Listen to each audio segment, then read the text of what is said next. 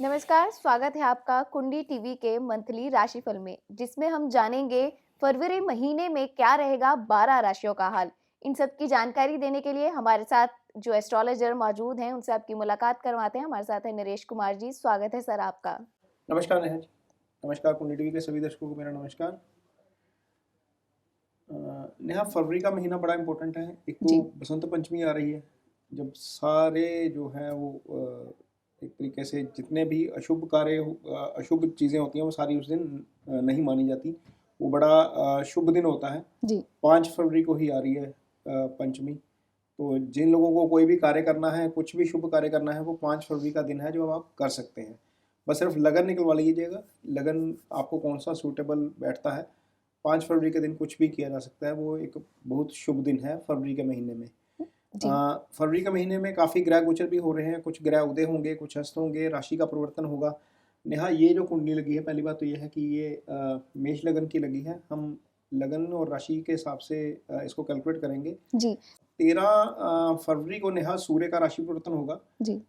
सूर्य जो है वो राशि परिवर्तन करके मकर राशि में इस समय चल रहे हैं और ये कुंभ राशि में चले जाएंगे।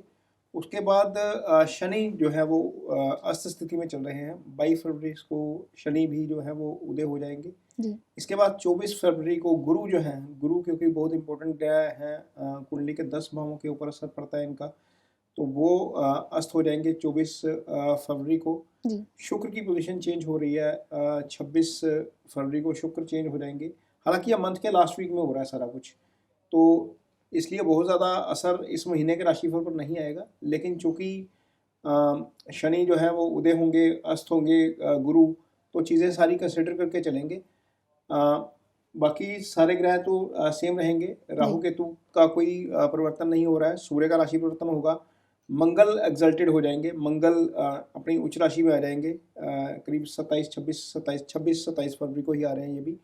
तो ये सारे ग्रह, मंगल, गुरु, शनि, सूर्य, ये चारों बड़े ग्रह जो है वो राशि परिवर्तन कर रहे हैं। बुध अस्त चल रहे थे, बुध उदय हुए हैं 30 जनवरी को ही। जी। तो बुध की पोजीशन में कोई जो है वो बदलाव नहीं होगा। चंद्रमा हर 2.5 दिन बाद राशि बदलते हैं, वो हम कंसिडर करेंगे राशिफल में। और राहु केतु का राशि परिवर्तन अभी नहीं हो रहा है, तो ये मोटे तौर पर जो गोचर है वो रहेगा फरवरी महीने के दौरान। इस सारे गोचर का, ग्रहों के अस्त होने का, उदय होने का, इसके ऊपर, राशिफल के ऊपर फरवरी महीने के असर पड़ेगा। तो चलिए बात करते हैं धनु राशि की इनकम के बारे में। नेहा देखिए, जहाँ तक धनु राशि की आय और कर्म का सवाल है, तो यहाँ पर बुध यदि हम देखते हैं तो खुद धन स्थान में चले गए हैं। कर्म स्थान का स्वामी जब धन स्थान में होता है तो एक अच्छी स्थिति होती है, क्योंकि ये 6ठे 8वें 12वें में नहीं गया है।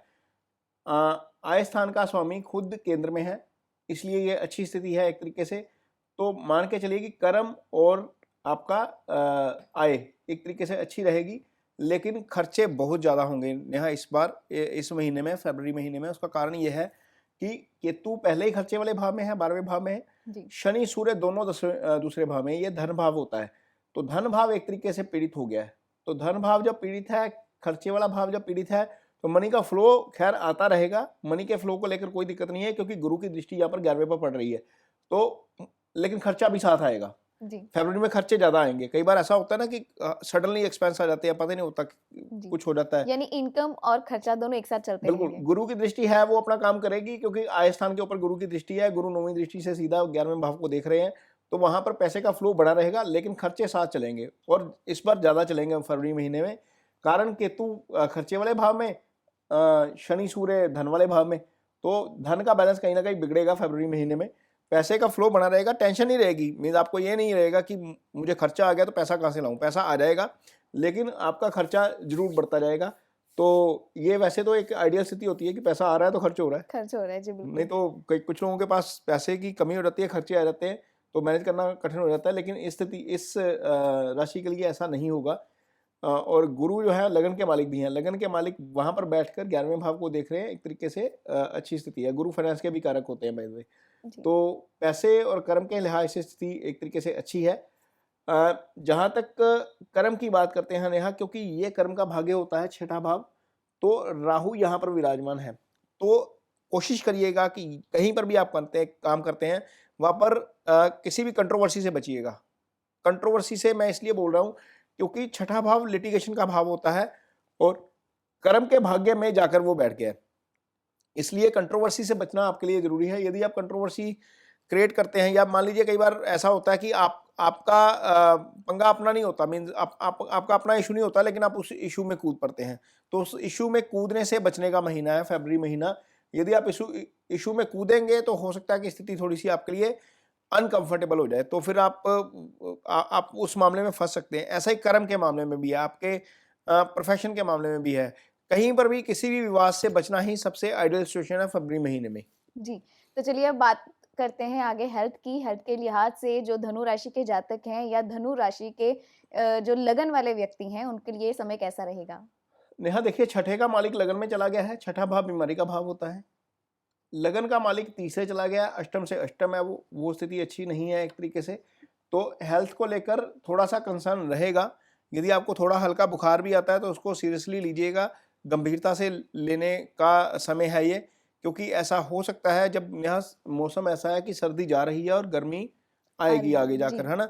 तो हम थोड़े से लीनियंट हो जाते हैं फरवरी महीने में। वो चीज़ आपने नहीं करनी है, खासतौर पर धनु राशि के जातकों के लिए, क्योंकि यदि आपने वो चीज़ की तो आप हो सकता है कि जाती सर्दी के चपेट में आ जाए, जुकाम हो जाए, बुखार हो जाए, आपका स्टमक अपसेट हो जाए, कई चीज़ें हो जाती हैं। खासतौर पर बच्चों के साथ ऐसे इशू हो जाते हैं, बुजुर्गों के साथ ऐसे इशू हो जाते हैं। तो थोड़ा सा फरवरी महीने में ध्यान रखिएगा, क्योंकि स्थिति बहुत ज़्यादा फेवरेबल नहीं है। सूर्य, शनि, बुध, चंद्र सीधा अष्टम को देख रहे हैं। चंद्रमा अष्टम का मालिक है, वो बैठ गया जाकर वहाँ पर दूसरे भाव में। तो ये लंबी बीमारी का भाव होता है। यदि लापरवाही बरतेंगे तो हो सकता है 15 दिन, 20 दिन, 25 दिन दवाई ही खानी पड़ जाए। तो इस स्थिति से बचने के लिए आपको सिर्फ अवेयर रहना है अपनी डाइट को लेकर, अपने अपने अटायर को लेकर। कई बार हम क्या करते हैं, नया सर्दी गई, जी, हमने अपनी स्वेटर उतारी, जैकेट स्वेटर्स उतारी उतार देंगे, जी बाहर, बिल्कुल। लेकिन रात को और सुबह को सर्दी होती है, तो फिर जी। उस चपेट में हम आ जाते हैं। तो ये स्थिति अच्छी नहीं है, इससे बचकर रहना है फरवरी महीने में। तो चलिए अब बढ़ते हैं आगे और बात करते हैं रिश्तों की। निजी रिश्ते हमारी ज़िंदगी में बहुत ही अहम रोल प्ले करते हैं। तो रिश्तों के लिहाज से ये समय कैसा रहेगा इनके लिए? नेहा देखिए, सप्तम एक्टिवेट हो रहा है, शुक्र मंगल दोनों की दृष्टि है। जब मंगल की दृष्टि ये सप्तम होता है, ये आपकी इसका भाव है, पार्टनरशिप का भाव है। इस भाव का मालिक अपने से अष्टम में है, मार्केश अपने से अष्टम में चला गया, वो स्थिति अच्छी नहीं है एक तरीके से। हालांकि सप्तम एक्टिवेट हो गया है तो ये स्थिति एक तरीके से ठीक है। यदि आपकी कोई कंट्रोवर्सी चल भी रही है तो हो सकता है कि आप शुक्र के प्रभाव के कारण आपका सेटलमेंट अच्छा रहे। गुरु की दृष्टि भी पड़ रही है पंचम के ऊपर, ये स्थिति भी अच्छी है। तो मैरिड कपल के लिहाज से स्थिति अच्छी है, प्रोवाइडेड आप मंगल के प्रभाव में मत आइएगा, क्योंकि केतु 12वें में है, मंगल लगन में है, शनि दूसरे भाव में बैठा है। गुस्सा आएगा तो बच के रहिएगा, गुस्सा बहुत आएगा आपको। तो इस स्थिति से बचना है, थोड़ा ओवर एक्ट करने से बचेंगे तो ठीक रहेंगी चीज़ें। मैरिड कपल्स के लिए कोई स्थिति बहुत ज़्यादा खराब नहीं है। सिंगल्स के लिए जहाँ तक हम बात करते हैं नेहा, सारे लोग वेट करते हैं कि 14 फरवरी आ जाए, वैलेंटाइन डे है और उस दिन हमने एक्सप्रेस करना है खुद को। तो यहाँ पर पंचम का मालिक खुद जाकर लगन में बैठ गया शुक्र के साथ। शुक्र रोमांस का कारक ग्रह है, लगन में पंचम का मालिक शुक्र के साथ, यह स्थिति एक तरीके से अच्छी हो गई। यदि आप एक्सप्रेस करना चाहते हैं किसी को तो खुल के करिएगा, हो सकता है कि सामने वाला आपकी बात मांग ले, क्योंकि सिचुएशन जो है वो ऐसी है आपके लिए। पंचम का मालिक लगन में शुक्र के साथ, रोमांस का कारक ग्रह शुक्र है। हालांकि पाप कर्तरी में है, लेकिन इसके बावजूद स्थिति अच्छी है क्योंकि वो केंद्र में है। तो हो सकता है कि आप जिसके लिए फीलिंग रखते हैं, जिसको एक्सप्रेस करना चाहते हैं, वो भी सामने वाला भी आपके लिए सेम फीलिंग रखता हो। जी, तो चलिए अब बात करते हैं उपायों की कि इस राशि के जातक क्या उपाय कर सकते हैं? नेहा, क्योंकि धनु लगन है, गुरु लगन के स्वामी हैं, जी। इसलिए गुरु से संबंधित ही उपाय बताया जाएगा। तो सबसे बेहतरीन उपाय होता है नेहा, फलदार पेड़ लगाना। कोई भी एक फलदार पेड़ जो हम घर में भी लगा सकते हैं। आपने देखा कि कईयों के घरों में अमरूद लगे होते हैं, जी। कईयों के घरों में छोटे ऐसे पौधे लगे होते हैं जिनमें फल आते हैं। आजकल तो सेब भी आ गए हैं, जी। सेब के पौधे भी आ गए हैं जो मैदानी इलाकों में भी लग जाते हैं। तो कोई भी एक पौधा, कोई भी एक पेड़ जिसके ऊपर फ्रूट लगते हैं, क्योंकि गुरु जो है वो फलदार पेड़ों के कारक है नेहा। तो फल का कोई एक पेड़ लगाइए, घर पे नहीं लगा सकते तो बाहर कहीं पे लगाइए, उसकी सेवा कीजिए। जैसे जैसे उसके ऊपर फल आएगा, वैसे वैसे आपके जीवन में क्या क्या बढ़ेगा। गुरु नेहा देखिए किन किन चीज़ों के कारक होते हैं। गुरु सबसे पहले तो समृद्धि के कारक होते हैं, गुरु ज्ञान के कारक हैं, गुरु फाइनेंस के कारक हैं, गुरु आपकी विजडम के कारक हैं, गुरु आपकी संतान के कारक हैं। इन सारी चीज़ों के कारक गुरु होते हैं।